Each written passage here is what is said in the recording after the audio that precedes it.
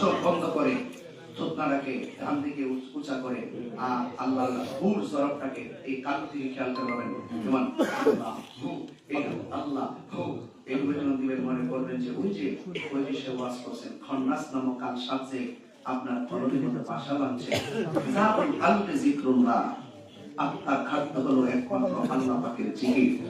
আল্লাহু আল্লাহ আল্লাহু আল্লাহ আল্লাহু আল্লাহ